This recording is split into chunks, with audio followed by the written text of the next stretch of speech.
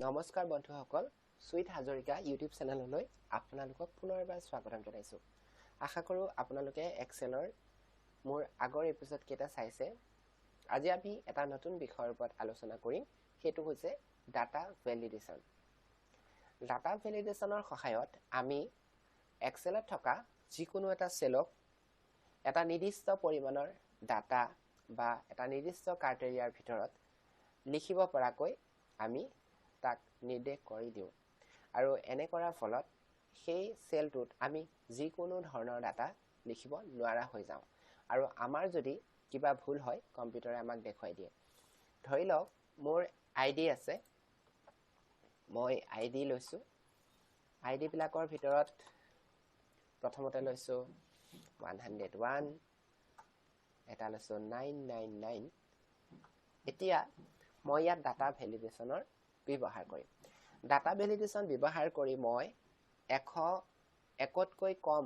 অৰ্থাৎ 101তকৈ সৰু সংখ্যা আৰু 999তকৈ ডাঙৰ সংখ্যা যাতে আমি ইয়াত লিখিব নোৱাৰো তেনেকুৱা কৰি লম যাতে আমাৰ ভুলক কৰ্মে এটা ভুল ডাটা ইয়াত এন্ট্ৰি নহয় সেই কাৰণে মই প্ৰথমতে এই কলমৰ সেল কেইটা সিলেক্ট কৰি লম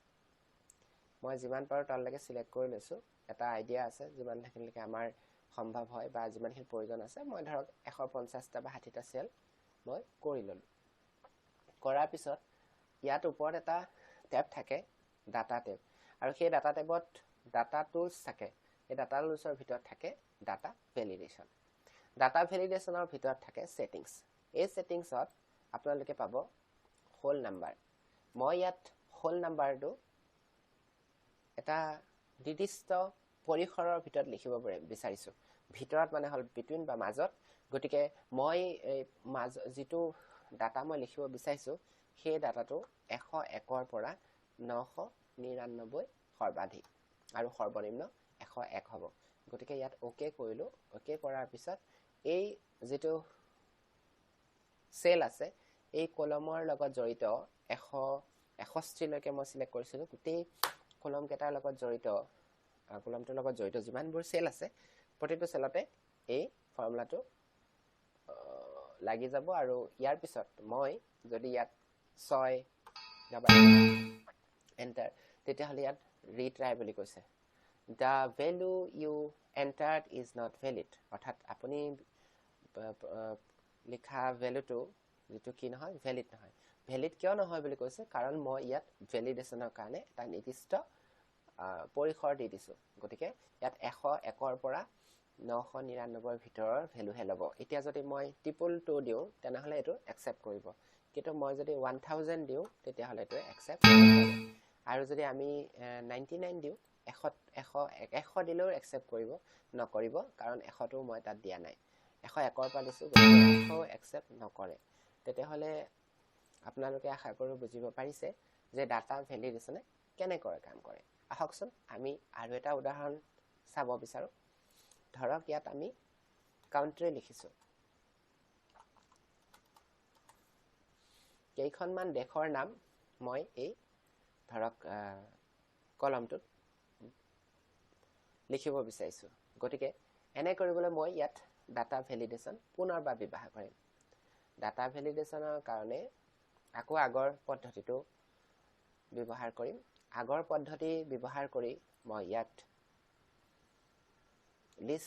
লিষ্ট দেখা পাইছে আপোনালোকে লিষ্টটো ব্যৱহাৰ কৰিম লিষ্টৰ ক্ষেত্ৰত আপোনালোকে ইয়াত দেখিব সোৰ্স বা উৎস এতিয়া সোৰ্সত আমি কি কৰিব পাৰো লিষ্ট এখন বনাই থব পাৰো যে সেইখন লিষ্টৰ ভিতৰত থকা ডাটাবিলাকে ইয়াত লিখিব পাৰিম এনে ধৰণে আমি কৰি থব পাৰো ধৰি লওক দেশৰ নামবোৰ আমি সকলোৱে জানোই গতিকে মই কেইখনমান দেশ আমাৰ ভাৰতবৰ্ষ আৰু আমাৰ ওচৰ চুবুৰীয়া কেইখনমান দেশৰ নাম লিখিছো ধৰক ইণ্ডিয়া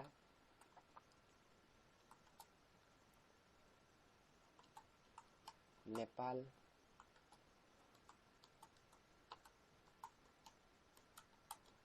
বাংলাদেশ এনে ধৰণে আমি তিনিখন দেশৰ নাম লিখিছো এই তিনিখন দেশৰ লিষ্ট এটা মই বনাই লৈছো আৰু আমি এনে কৰাৰ পিছত ইয়াত লিষ্টৰ বটনটো আহি যায় আৰু ইয়াৰ পৰা আমি যিকোনো তিনিখন দেশে আমি সিলেক্ট কৰিব পাৰিম কিন্তু যদি আমি ইয়াত বেলেগ কিবা লিখিবলৈ যাওঁ সাপোজ চাইনা এটো ভুল বুলি দেখুৱাব কাৰণ আমি ইয়াত ডাটা ভ্যালিডেশন লিষ্ট ওয়াইজত কৰি থৈছো তেনে ধৰণে আপুনি আৰু বেলেগ বেলেগ ডাটা ভ্যালিডেশন আছে ধৰক দশমিক নাম্বাৰ আছে ডেট আছে টাইম আছে টেক্সট লেংথ ম্যাক্সিমাম আপুনি দিব পাৰে কাস্টম কৰিব পাৰে মই ইয়াত এনি ভ্যালুটো ফৰ্মুলা ভিতৰত নপৰে এনি ভ্যালু মানে যিকোনো ধৰণৰ ভ্যালু আপুনি তাত লিখিব পাৰে হোল নাম্বাৰটো মই আপোনালোকক দেখুৱালো ডেসিমেলটো মই দেখুৱাব বিচাৰিছো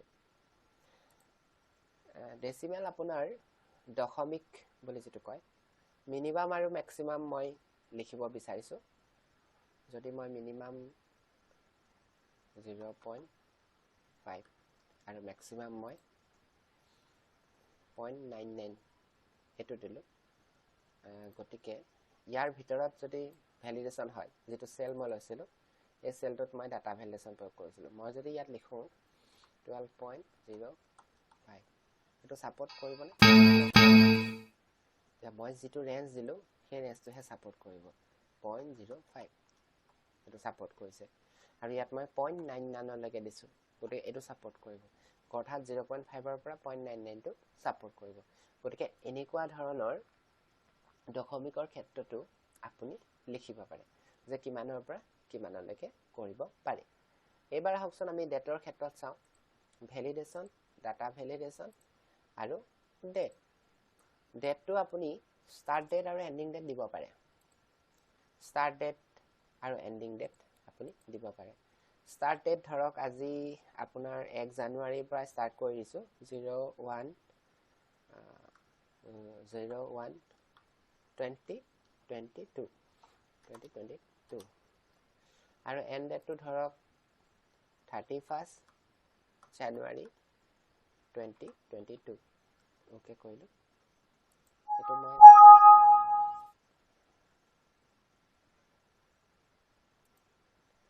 ইয়াত তেওঁলোকে কি কৰিছে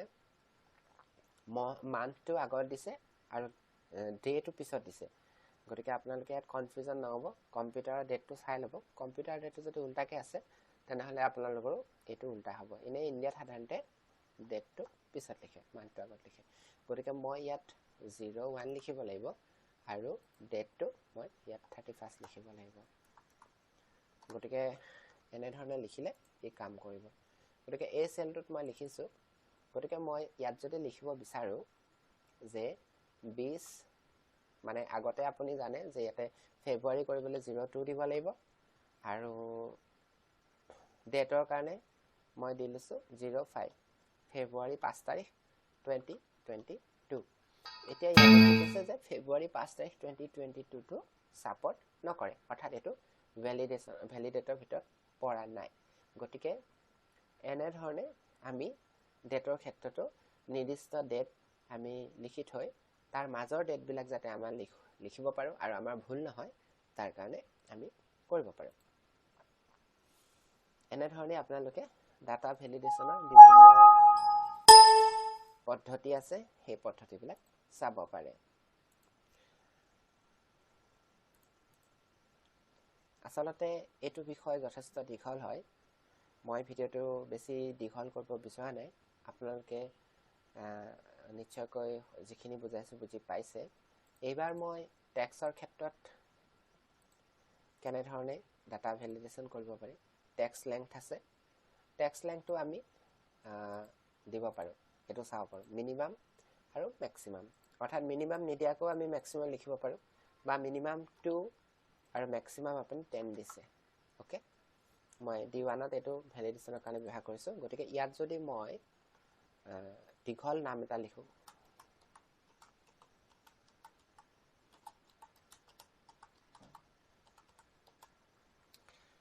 এনেকৈ লিখালকে ইয়াত ৰিট্ৰাই বুলি দেখুৱাই দিব অৰ্থাৎ কম্পিউটাৰ এডুকেশ্যন শব্দটোত 10টাতকৈ বেছি আখৰ আছে গটিকে ই ভ্যালিডেশন হোৱা নাই যদি মই অনলি কম্পিউটাৰ লিখো তেতিয়া হলে এটো কাম কৰিব আৰু যদি মই সি লিখো অনলি তেতিয়া ই কাম নকৰে অৰ্থাৎ দুটা আখৰতকৈ কম আৰু